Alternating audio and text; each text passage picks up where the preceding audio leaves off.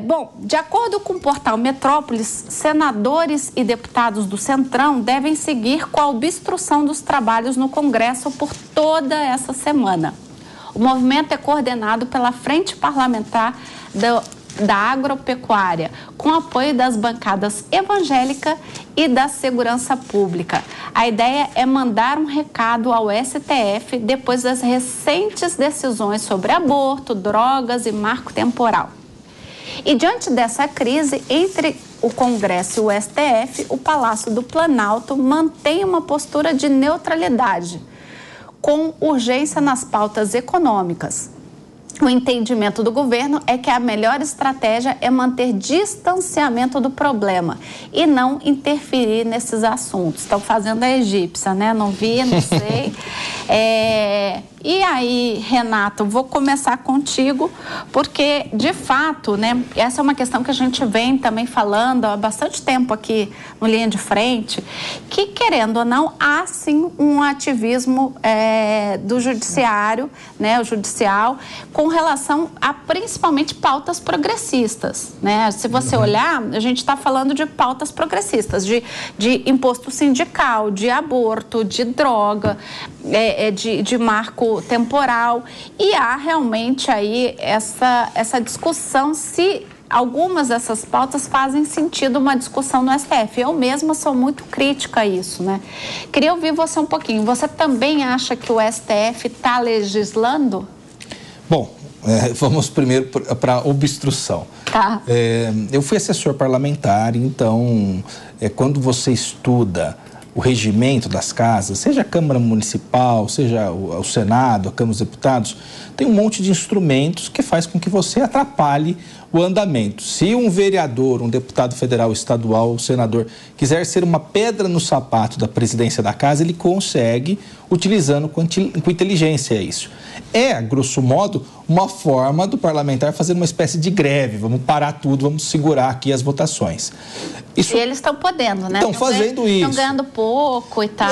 Não, assim, não vai impedir ninguém de pegar o metrô, mas é uma forma de segurar a onda e não deixar que sejam votados projetos importantes ou não importantes, dependendo da circunstância, porque às vezes é nomeação de nome de rua, condecoração de alguém, e segura tudo. Então, obstrução é isso. Para quem está nos assistindo, essa é a tal da obstrução. É segurar, ninguém vota nada, ninguém solta a mão de ninguém. No português, claro, é greve dos parlamentares. É greve dos parlamentares. Tá bom. Então, já que a gente começou o programa falando de greve, é greve dos parlamentares.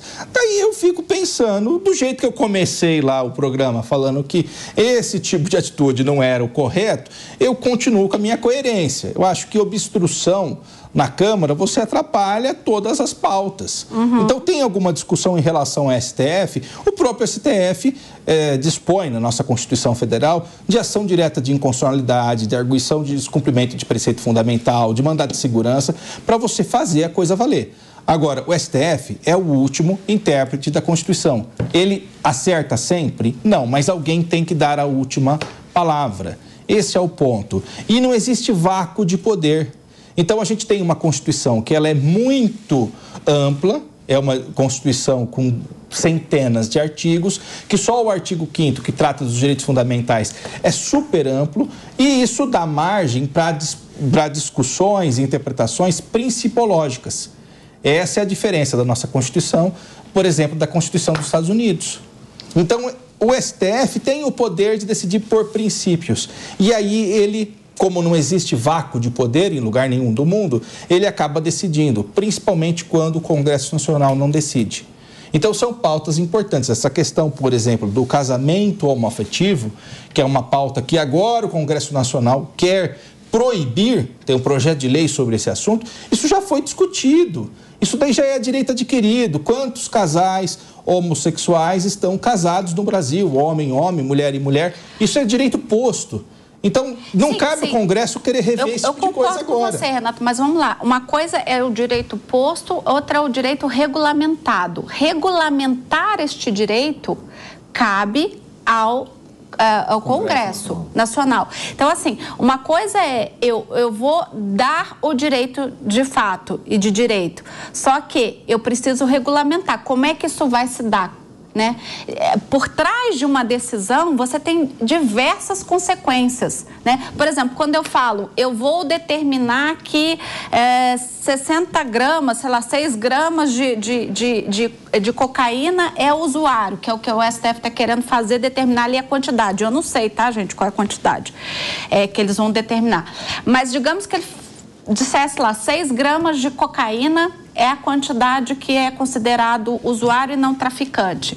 Tá bom, esse fato posto, ele gera uma série de necessidades de regulamentação. Por exemplo, como é que um delegado vai saber que ali, ou um policial quando te aborda, vai saber que ali tem 6 gramas, ou tem 5 gramas, tem 4 gramas, ou tem 10 gramas? Então, existe uma série de coisas que geram, série de decisões do STF que geram consequências. E essas consequências, elas precisam ser regulamentadas. E isso, quem tem o poder é o Congresso, sem sombra de dúvida. Sim.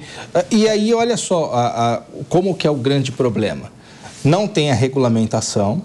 Hoje em dia, independente de decisão judicial do STF ou não, existe um relaxamento nas prisões em relação a pessoas que são consideradas usuárias. Senão nós teríamos 10 vezes mais o número de pessoas presas no Brasil, que já é um número elevado, né? Então, existe já uma discricionariedade. Só que isso daí vai variar de delegado por delegado, de policial por policial e tudo mais. Então, alguém tem que dar a interpretação. Não é ruim que o STF assim o faça. Esse é o ponto. Agora, a Câmara pode se manifestar, o Senado pode se manifestar. O problema é quando se manifesta tardiamente. Espera o STF decidir para querer fazer alguma coisa. Então, eu acho que esse é o principal ponto. Tem assuntos que não foram regulamentados até hoje. Por exemplo, o imposto sobre grandes fortunas, que não tem nada a ver com o comunismo, tá? É uma ideia que o Churchill, lá no Reino Unido, defendia. A gente nunca regulamentou isso. Então, espera o STF decidir para depois falar, olha, está entrando muito na nossa questão aqui. A questão do... Só terminar. A questão do marco temporal.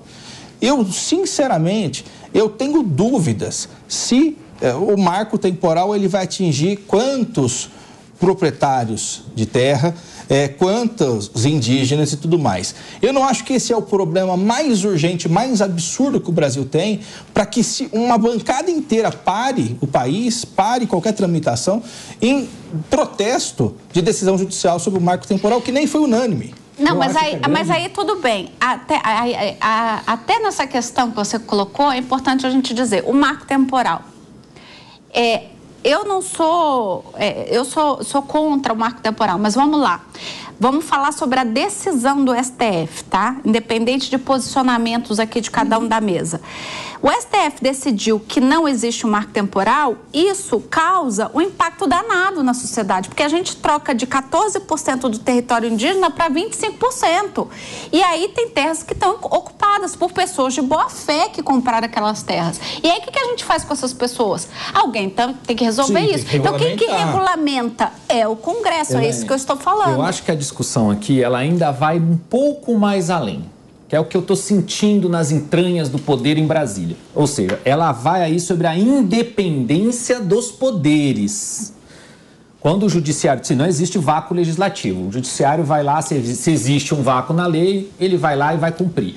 Porém, no momento em que ele faz algo, que na minha opinião, até falei isso no programa aqui na Jovem Pan no domingo, que o presidente do Supremo Tribunal Federal poderia chegar ao presidente do Congresso Nacional e dizer assim, olha, nós estamos aqui com uma pauta que está há 20 anos sem discussão na Casa Legislativa, 5 anos, 10 anos, e ela chegou e nós vamos colocá-la para discussão. Os senhores querem se posicionar? Porque nós vamos o fazer. Eu acho que aí é uma gentileza entre poderes. E aí é manter uma linha tênue entre, olha, cada macaco no seu galho. Cada um pula onde no seu próprio quadrado. Eu acho que esse jogo faltou para os poderes na República no Brasil aqui. Já aconteceu isso antes, logo depois da nossa Constituinte. Já era assim do Supremo chegar e falar, olha, vamos legislar sobre esse assunto aqui, porque esse assunto chegou aqui à pressão e nós não vamos deixar o vazio acontecer. Nós vamos ter um posicionamento, isso vai ter uma repercussão nacional e é possível que haja interpretação de que a gente esteja legislando. Para que não aconteça o que está acontecendo agora, que está virando uma balbúrdia imensa. O STF foi lá e deu uma decisão, no caso do marco temporal. A Câmara já tinha um projeto de lei aprovado na Câmara dos Deputados, indo para o Senado. No Senado, o Senado teve que votar a toque de caixa, a contrário da decisão do STF.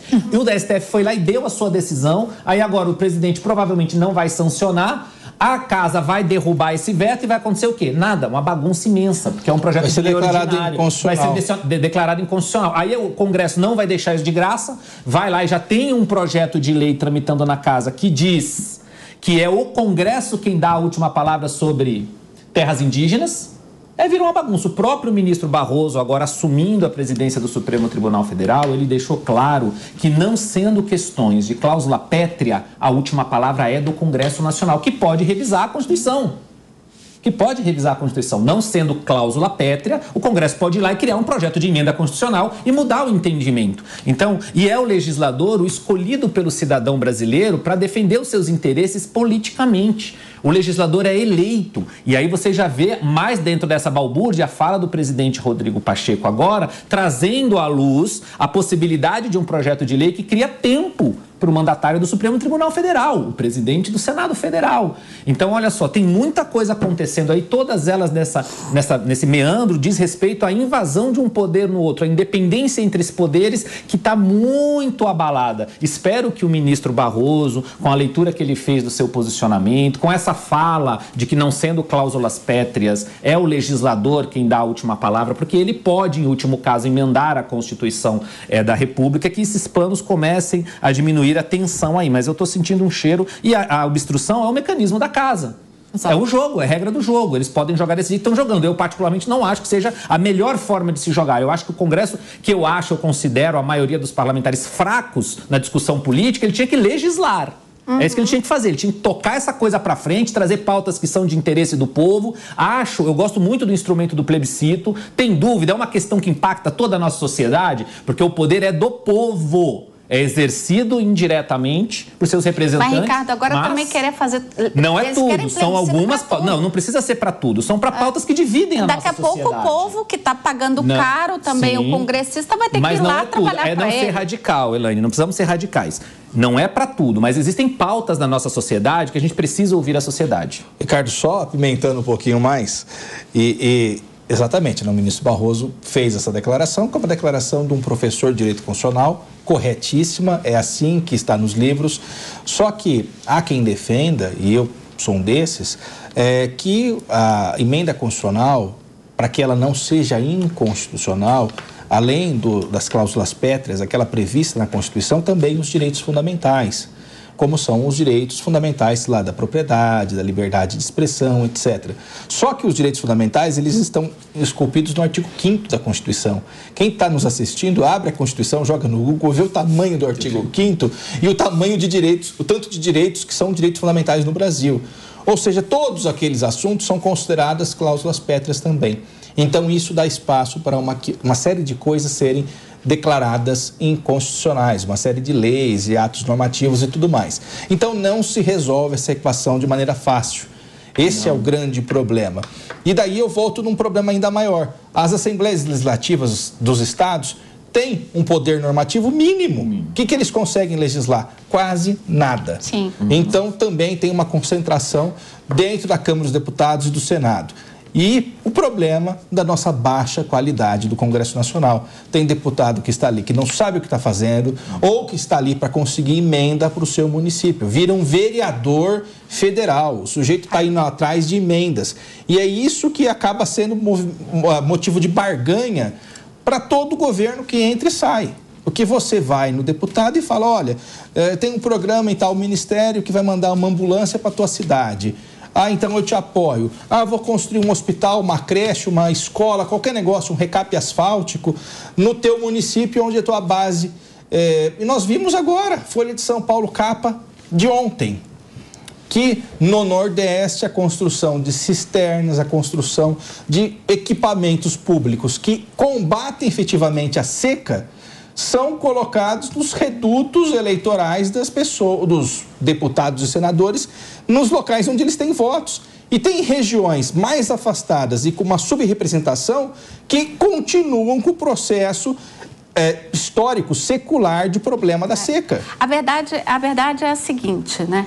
A gente não pode também generalizar. A gente sabe que tem congressistas que realmente estão ali bem intencionados. Sem nenhum... Exato. Mas a questão das emendas parlamentares, 12 bilhões para emendas parlamentares que a gente viu, a questão do Centrão negociando ali cargos e ministérios, isso tudo deixa quem da sociedade, nós, réis mortais, indignados, principalmente quando a gente vê aí a obstrução, famosa greve, por conta de uma pseudo-briga aí com o STF, que é o que você falou. Se você não legisla, alguém vai lá e faz. É a história, por exemplo, do que a gente fala na segurança pública. Se o Estado não entra nas comunidades mais carentes, quem entra é o crime organizado, que vai lá e subsidia a construção de moradia, dá ali assistência inclusive no aspecto de saúde e educação para a própria comunidade. Então, se você falta, alguém vai lá e faz por você. Ninguém é insubstituível, não é, acho que nós Ricardo? Estamos num momento que precisamos rever o nosso pacto federativo. Muitos dos nossos problemas vêm do modelo que nós temos de pacto federativo, que é tudo muito Brasília e os estados, os municípios e estados às mínguas, principalmente os municípios, porque você que nos assiste, todos nós moramos nos municípios. Mas a minha pergunta aqui, que eu venho me questionando isso há algum tempo, é se não está no momento de uma nova constituinte. Eu falei sobre isso, inclusive no Linha de Frente, ontem ou foi em algum outro lugar, não lembro, mas a gente estava falando sobre isso, só que o problema de fazer uma nova constituinte ela ia ser feita por quem? Teriam que ser parlamentares que não iriam se reeleger. Teria que ser, exatamente. A coisa pode piorar ainda. Exatamente. A coisa mantém os que estão lá e convocam a constituinte com quem já está no poder não pode participar e as lideranças mais... Tem que tentar um caminho pensar muito ali. bem nisso, assim, mas eu acho que é muito difícil isso acontecer, como é difícil acontecer a reforma política. E no caso dessa obstrução aí no Congresso, eu sou super a favor de obstrução, que tu use o regimento da casa para chamar atenção para uma pauta tua, né? Quando eu trabalhei em Brasília... Desde progressista gostando de greve. Então, mas quando eu trabalhei em Brasília, Elaine, a gente trabalhava com uma oposição muito forte, muito bem articulada. Então, essas regras, elas eram muito bem utilizadas, às vezes para chamar atenção para pautas que eram importantes, ou às vezes até para o excesso de medida provisória que o governo demandava. Nesse caso, foi porque o Congresso dormiu, eles estão obstruindo a pauta porque eles dormiram, pela incompetência deles. Aí tu fica olhando assim, por exemplo, eu tenho o maior respeito do mundo pela bancada a Frente Parlamentar da Agropecuária, mas eles dormiram num ponto. Eles têm projetos na Comissão de Meio Ambiente do Senado que são de total interesse deles, que estão parados lá. Tem projetos no plenário do Senado que estão parados porque eles não colocam em votação, porque estão preocupados com outras questões ou com brigas políticas e guerras culturais. O PL dos agrotóxicos, que eu não lembro qual é o nome original dele, mas é um projeto de lei super importante que, na verdade, vai modernizar o setor agro, ele está parado no Senado, porque eles não colocam em votação. Aí faz obstrução agora porque o STF ocupou a minha cadeira. Mas vocês não acham que os próximos anos, esses próximos 3 anos, porque a gente já está praticamente com 2023 se encerrando. Esse ano começou muito nessa coisa de guerra de foice, ou de puxar a corda. Para que lado, quem é que vai ganhar? Se é o executivo, se é o legislativo. Então ficou aquela troca de quem tem mais força, quem tem mais poder. Vocês não acham que a partir do ano que vem, isso vai estar mais sedimentado e aí a gente começa a partir para as pautas de Acho fato? Que ano que vem piora, porque tem eleição municipal. Ano que vem tem eleição municipal, então o ano acaba agora. Vai retomar qualquer tipo de discussão em 2025. Mas aí eles já começam a pensar em 2026. A gente vai voltar nesse